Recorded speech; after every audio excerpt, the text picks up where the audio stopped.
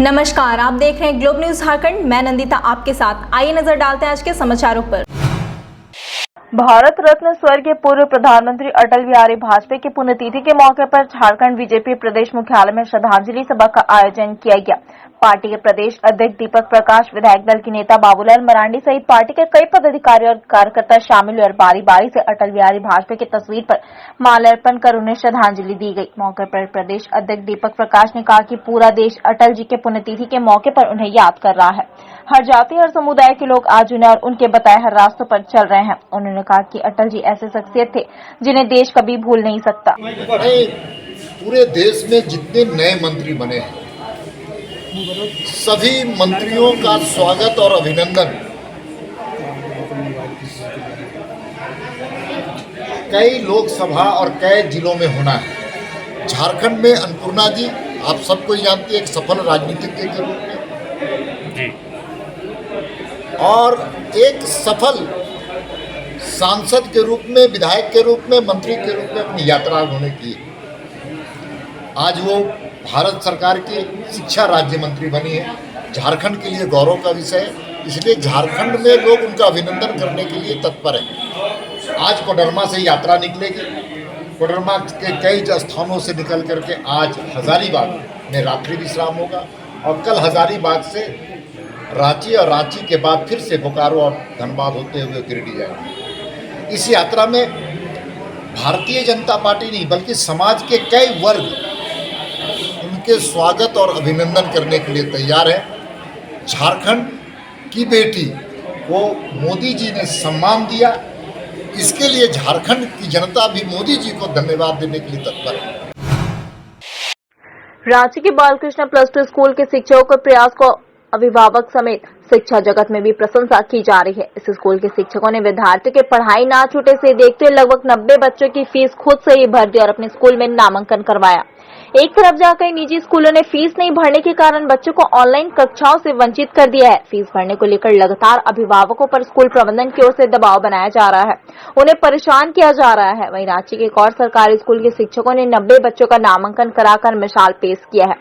मिसाल इसलिए कि शिक्षकों ने मिलकर सभी बच्चों के पूरे साल की फीस भरकर उनका नामांकन कराया है। यह स्कूल है रांची के बालकृष्ण +2 विद्यालय। यहाँ के शिक्षक शिक्षिकाओं ने नए सत्र में 9वीं कक्षा 90 बच्चों का दाखिला खुद के पैसों से कराया है। भले ही सरकारी स्कूल की फीस 173 रुपए बहुत कम है, लेकिन खुद की कमाई के पैसे से बच्चों का नामांकन कराकर शिक्षकों ने बेहतरीन उदाहरण पेश किया है। वहीं कुछ निजी स्कूलों में पढ़ रहे विद्यार्थियों की फीस भी इन शिक्षकों की ओर से भराया गया है और अपने स्कूल में वैसे विद्यार्थियों को नामांकन भी कराया गया है। गौरतलब है कि शिक्षा विभाग की ओर से तमाम स्कूलों को निर्देश देकर यह कहा गया है कि वे नामांकन के लिए तेजी लाए और ड्रॉप आउट की समस्या को जल्द से जल्द खत्म करें। इसी के तहत रांची के बालकृष्ण +2 स्कूल के शिक्षकों ने 8वीं तक की पढ़ाई कराने वाले स्कूलों से संपर्क किया और 9वीं में दाखिला के लिए बच्चों को भेजने का आग्रह किया। ऐसे स्कूलों में स्कूल के शिक्षक विजिट भी करते थे और अपने इस स्कूल में नामांकन दिलाने के लिए अपील भी करते थे। वहीं जिन स्कूलों में फीस नहीं भरने के कारण बच्चों को टीसी नहीं मिल रहा था, वैसे स्कूलों को फीस देकर इस सरकारी स्कूल के शिक्षकों ने टीसी भी देखिए, ये जो अभी कोरोना पेंडेमिक है जिसमें बच्चों के पेरेंट्स में बहुत लोगों का आर्थिक स्थिति खराब थी और ऑब्वियसली है 1.5 साल से पेंडेमिक है तो बहुत लोगों की नौकरी चली गई है, बहुत लोगों का बिजनेस ठप हो गया है, जिसको हम लोग ने एक अपने स्तर पे पहल किया ये कि बच्चों का एडमिशन फ्री में हम लोग करा लें ताकि उससे उनके पेरेंट्स पे आर्थिक बोझ न पड़े, जिसके कारण वो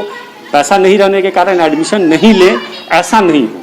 जिसका पहल करते हुए सारे शिक्षकों ने हम लोग आपस में एक निर्णय लिया कि जो भी बच्चे आएंगे उनका फ़ी हम सारे शिक्षक मिलके उसको भरेंगे और इस आधार पर हम लोगों ने कहा कि इस बार फीस नहीं लिया जाएगा और सभी शिक्षकों ने अपना पूर्ण सहयोग दिया, सभी ने हामी भरी। इसलिए जो जिन 90 बच्चों का हमने एडमिशन किया है उनका फीस हमने नहीं लिया है और उन लोगों को व्हाट्सएप ग्रुप से भी जोड़ा गया है। प्लस अभी जो कोरोना काल के बाद स्कूल खुला है तो छात्रों की संख्या धीरे धीरे बढ़ रही है और बच्चे लोग अभी एडमिशन लेने के लिए और भी आ रहे हैं। हाँ, हम लोग वो इस बैच में हम लोग जितना भी बच्चा आएगा और जितने भी बच्चे आएंगे सबको हम लोग निःशुल्क लेंगे एडमिशन। वो हम लोगों का पहले से है, जो भी देना पड़ेगा हम लोग इस सेशन के लिए है, स्पेशल कोरोना काल के लिए। तो हमारे बच्चे जो भी हैं उनको ये नहीं सिर्फ टीसी लेके आना है, आधार लेके आना है, अकाउंट अगर है तो बैंक अकाउंट, नहीं है तो हम लोग खुलवा देंगे। अगर उनके पास है कास्ट सर्टिफिकेट तो वो लेके आए, क्योंकि बेनिफिट तो तभी मिलता है कास्ट का। तेज रफ्तार बाइक चलाने में हुई अलग अलग सड़क दुर्घटनाओं में 5 लोग घायल हो गए, जिनका इलाज अलग अलग अस्पतालों में किया जा रहा है। पहली घटना जमशेदपुर के Sonari marine drive toll bridge के सामने घटी थी, जब गमरिया थाना अंतर्गत बास्को नगर के रहने वाले 3 युवक बाइक में सवार होकर बैंक के कार्य से जमशेदपुर के कदमा जा रहे थे। इसी बीच टोल ब्रिज पार करने के बाद तेज रफ्तार में बाइक होने के कारण गोल चक्कर के समीप अनियंत्रित होकर डिवाइडर से जा टकराई, जिसमें तीनों गंभीर रूप से घायल हो गए। स्थानीय लोगों ने अविलंब एमजीएम अस्पताल लेकर पहुंचे, जहां विकास गागराई का इलाज किया जा रहा है। वहीं कुलदीप और उनके एक अन्य साथी को बेहतर इलाज के लिए टीएमएच और गंगा नर्सिंग होम ले जाया गया। कितने लोग थे आप लोग? 3 लोग थे। कहाँ से आ रहे थे? कहाँ से? बास्को नगर से आ रहे थे। कहाँ जा रहे थे आप लोग? कदमा जा रहे थे। कौन सा बाइक में थे आप लोग? स्प्लेंडर में थे। कहाँ पर ये घटना हुआ? ये इनका नाम तो विकास गगराई है और एक तो कुलदीप है और एक तो इतना तो नाम तो उतना नहीं मालूम। सब कहाँ के रहने वाले? सब भास्को नगर के ही रहने वाले। इधर सरायकेला जिले के चांडिल थाना अंतर्गत चिलगो के समीप बंद पड़े पुल से बाइक जा टकराई, जिसमें सवार 2 युवक गंभीर रूप से घायल हो गए। प्राप्त जानकारी के अनुसार दोनों युवक काफी तेज रफ्तार में गाड़ी चलाते हुए निर्माणाधीन बंद पड़े सड़क से आगे बढ़ रहे थे। इसी बीच वे लोग बाइक से नियंत्रण खो बैठे और पुलिया से जा टकराए, जिसमें दोनों गंभीर रूप से घायल होकर काफी देर तक सड़क पर पड़े रहे। इसकी जानकारी स्थानीय ग्रामीणों को होने पर उन्हें एमजीएम भेजा गया, लेकिन उनकी स्थिति की गंभीरता को देखते हुए दोनों घायलों को टीएमएच ले जाएगा, जहां उनकी स्थिति गंभीर बनी हुई है। कैसे हुआ एक्सीडेंट? अरे भैया ये पता नहीं हमको, हम ड्यूटी से आ रहे थे। बस इन लोगों को देखे तो हम लेके आ गए थे। कहाँ पर था? चिलगू चांडिल NH33 चिलगू NH33 पुलिया के पास। अच्छा, तो क्या रोड में गिरा था? हाँ, रोड पे गिरा था पुलिया के पास। तो क्या लग रहा है एक्सीडेंट कैसा? एक्सीडेंट तो जबरदस्त हुआ होगा। ऐतिहासिक पहाड़ा जतरा खूटा शक्ति स्थल मुड़मा की पवित्र भूमि को झारखंड सरकार आदिवासी के धार्मिक पर्यटन स्थल के रूप में चिन्हित कर पूजा परिक्रमा करने वाले रास्ते के सुंदरीकरण का कार्य कराई जा रही है, जिसे मोहरम जुलूस का स्थान बताकर सुंदरीकरण के कार्य को रोका जा रहा है। इन लोगों पर कानूनी कार्रवाई करने की मांग को लेकर आज हजारों की संख्या में आदिवासी समाज के लोग राजभवन के समक्ष पहुंचे। साथ इसको लेकर आदिवासी समाज के लोगों ने एक ज्ञापन उपायुक्त को सौंपा है। गौरतलब है कि जतरा मेला की पवित्र भूमि की इतिहास 6वीं शताब्दी पुरानी है। मेला कार्तिक माह के पहली और दूसरी तिथि को हजारों वर्षों से 40 पहाड़ा के द्वारा जतरा शक्ति खूटा की पूजा अर्चना कराई जाती रही है। यहाँ भारत देश के विभिन्न राज्य के अलावा पड़ोसी देश नेपाल, भूटान, बांग्लादेश, अंडमान निकोबार से भी सैकड़ों की संख्या में शरण श्रद्धालु भक्तगण भाग लेते हैं। आदिवासी समाज का अगुवाई करने पहुंचे रवि तिग्गा ने कहा कि हम लोग आज हजारों की संख्या में अपने आस्था का केंद्र मुड़मा जतरा स्थल को बचाने आए हैं। उपायुक्त महोदय ने आश्वासन दिया है कि इसे गंभीरता पूर्वक देखा जाएगा। हालांकि रवि तिग्गा ने चेतावनी भरे लफ्जों में कहा कि अगर प्रशासन इसे नहीं रोकते तो आदिवासी समाज से 50,000 लोग इकट्ठा होकर इसका विरोध करेंगे। इस दौरान अगर कुछ विधि व्यवस्था की समस्या आती है तो इसके जिम्मेदार प्रशासन खुद होंगे। हम लोग जो गए थे, हम लोग का जो आस्था का केंद्र है और साथ में हमारा अस्तित्व का केंद्र है, हमारे पुरखों का इतिहास जिस जगह से जुड़ा हुआ है, ऐतिहासिक जतरा स्थल मुड़मा, हम लोग उसके अस्तित्व को बचाने के लिए हम लोग आज यहाँ पर पहुँचे।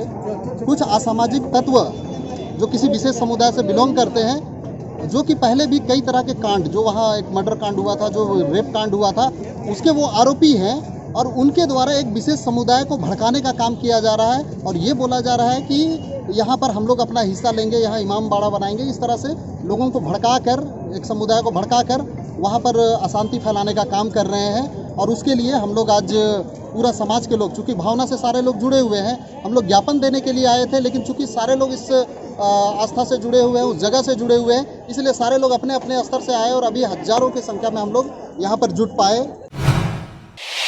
हाईकोर्ट ने SC/ST मामले को लेकर हेमंत सोरेन को अपनी बात कोर्ट के समक्ष रखने के लिए नोटिस भेजा है। दरअसल मुख्यमंत्री हेमंत सोरेन ने हाईकोर्ट में ऋषिकेश कुमार के नाम के शख्स पर ST/SC मामले को लेकर मुकदमा दर्ज कराया था। अब ऋषिकेश कुमार ने मामले में बेल पिटीशन फाइल की है। बेल पिटीशन की सुनवाई करते हुए कोर्ट ने सेक्शन 15A 3 और 5 के तहत हेमंत सोरेन को नोटिस जारी किया है। कोर्ट ने कहा कि चूंकि हेमंत सोरेन मामले में विक्टिम है, ऐसे में कोर्ट के सामने वो अपनी दलील रखे।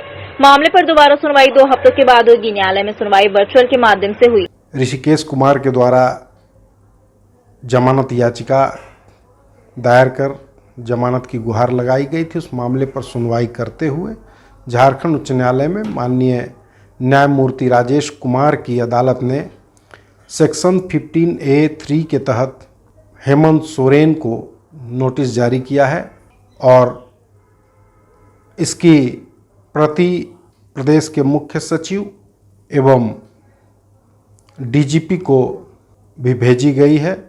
2 सप्ताह के भीतर हेमंत सोरेन को अपना पक्ष रखने का निर्देश दिया गया है। इस मामले की सुनवाई 2 सप्ताह के बाद की जाएगी।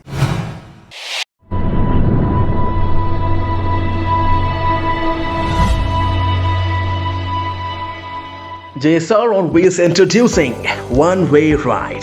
Reliable, comfortable, safe, secure, reasonable. Quality service at your doorstep. JSR on Wheels introducing one-way rides. You can book from anywhere. JSR on Wheels के साथ जुड़कर अपने सफर को सुहाना बनाएं और सफर का आनंद उठाएं, क्योंकि हम अपने कस्टमर्स की सेफ्टी का पूरा ख्याल रखते हैं। आज ही अपनी राइड्स बुक करें JSR on Wheels के एप्लीकेशन के माध्यम से और अपने सफर को आसान बनाएं। Cities available for rides are Jamshedpur, Dhanbad, Bokaro, Ranchi, Kolkata, Patna. Just book your ride and we'll provide quality service at your doorstep. जिंदगी एक सफर है सुहाना, JSR on Wheels पे ही जाना।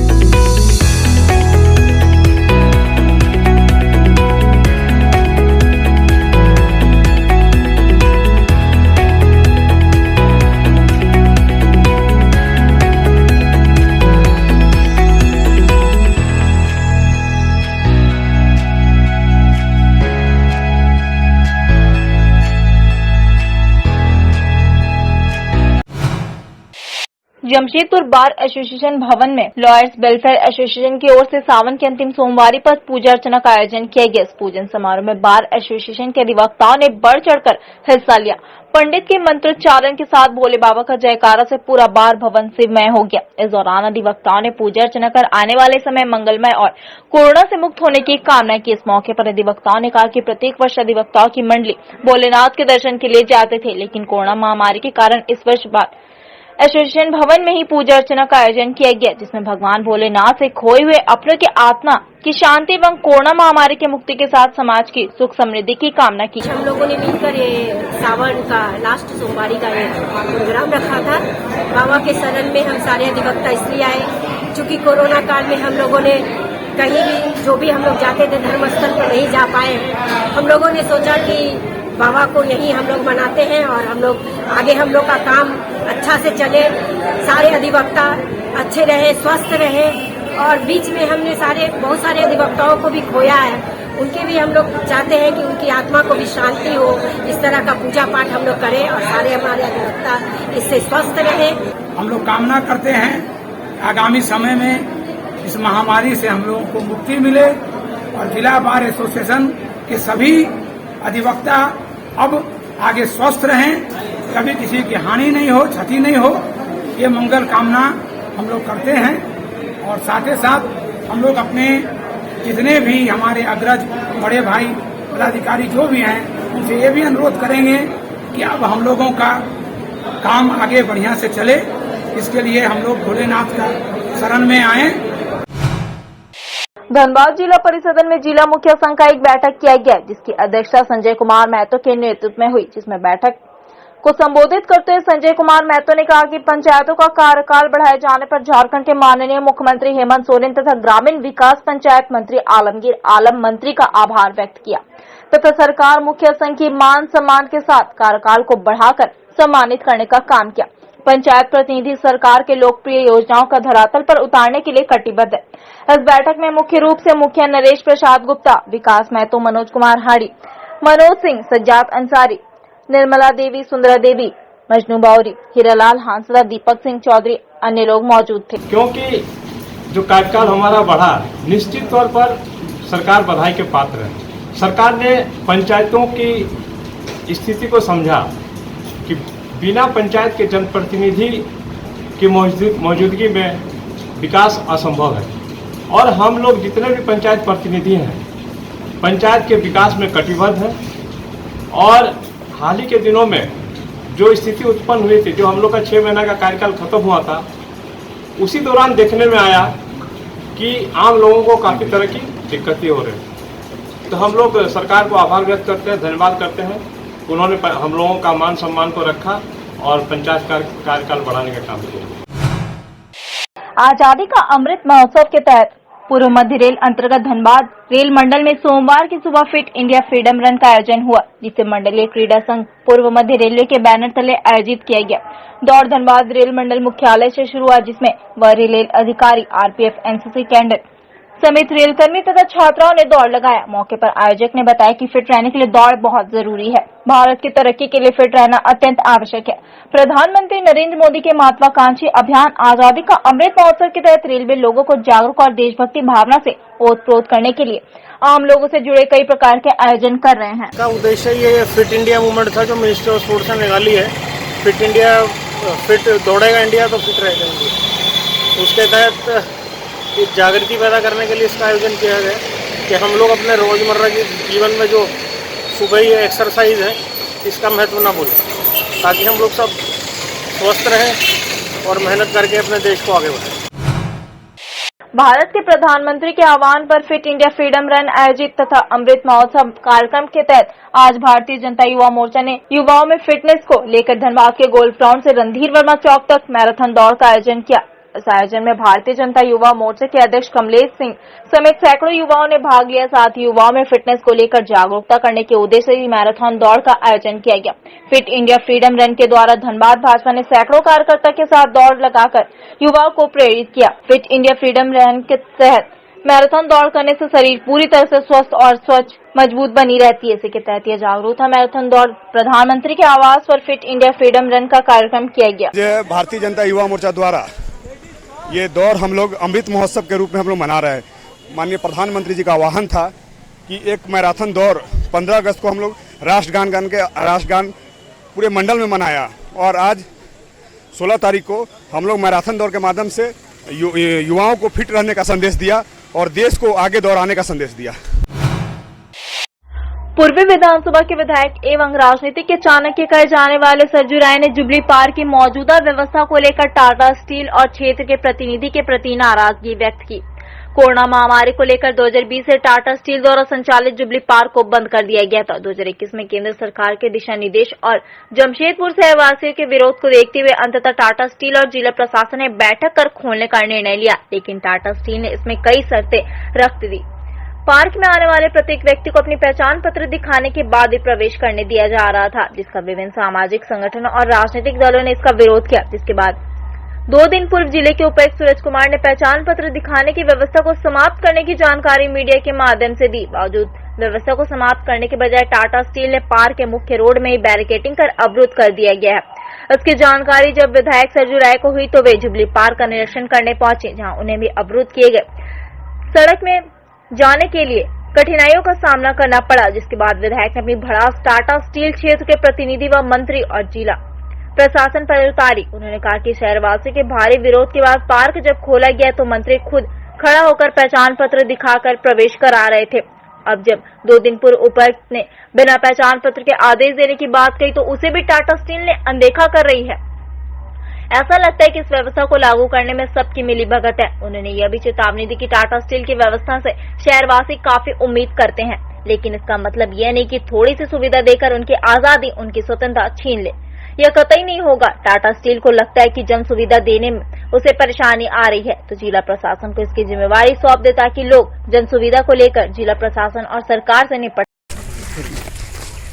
कई दिनों से अखबारों में निकल रहा था कि जुबली पार्क का रास्ता बंद हो गया है। वहाँ जाने के लिए लोगों को बैरिकेड के नीचे झुक कर जाना पड़ रहा है। एंट्री पॉइंट पर आधार कार्ड या कोई ना कोई आइडेंटिटी कार्ड चेक किया जा रहा है। तो मैंने यहाँ के उपायुक्त से बात किया था, 3 दिन हो गए। उन्होंने कहा कि ऐसा कोई प्रतिबंध नहीं रहेगा, मैं आदेश कर देता हूँ। और प्रेस में भी उन्होंने अपने ऑफिस से एक समाचार भेज दिया। अब फिर लोगों ने बताया कि मेन रोड ही काट दिया है जो उसमें। फिर लगा कि भाई पता नहीं क्या हो गया है इन लोगों को। हम लोग जब कोई बात कहते हैं तो कड़वी लगती है लोगों को, मगर सच्चाई तो यही है। आखिर शासन तो देश में चुनी ही सरकार का ही है, चाहे सरकार चलाने वाले जैसे भी हों। संविधान है, नियम है, कानून है। सार्वजनिक रास्ता बंद नहीं किया जा सकता है। एक बार उन्होंने अपने अफसरों के घर के सामने वाले रोड को बंद किया था। जवाहरलाल शर्मा जी हाईकोर्ट गए, हाईकोर्ट ने आदेश दिया आप खोल दीजिए। तो आम जनता को थोड़ी कठिनाई हो वह काम करने में, पता नहीं क्यों टाटा स्टील के प्रशासन का जिसको है उसको क्यों पता नहीं उसको अच्छा लगता है, आनंद महसूस होता है। सावन के चौथे सोमवार पर विधायक सरजू राय सिद्धगोड़ा स्थित सूर्य मंदिर पहुंचे, जहां उन्होंने पूजा अर्चना कर मंदिर के नाम पर राजनीति करने वालों को चेतावनी देते हुए कहा कि भगवान भोलेनाथ जिस तरह सबों को आशीर्वाद देते हैं वैसे असुरों का भी वे नाश करते हैं।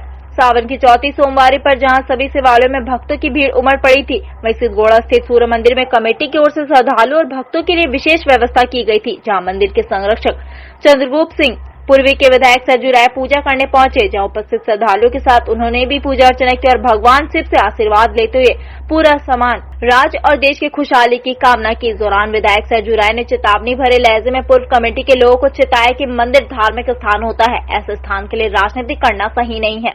जिस तरह भोलेनाथ हर किसी को खुशी और समृद्धि का आशीर्वाद देते हैं, वैसे ही हद से ज्यादा होने पर उन असुरों का भी नाश भी करते हैं। इसलिए मंदिर को मंदिर ही रहने दे, राजनीति का अड्डा ना बने। एक धार्मिक माहौल है और हमारी यही सलाह है कि धार्मिक केंद्र को राजनीति का और व्यवसाय का अड्डा नहीं बनाना चाहिए। सूर्य मंदिर परिसर पूरी तरह से चंद्रगुप्त बाबू की अध्यक्षता में एक आध्यात्मिक केंद्र के नाते विकसित होगा। पहले जो व्यावसायिक गतिविधियां चल रही हैं, राजनीतिक गतिविधियां चल रही हैं, वो सारी की सारी अब धार्मिक गतिविधि में ही बदल जाएंगी। CTA Aviation and Hospitality Management. Admission open for Diploma in Aviation and Hospitality. Our contact number 7903302477.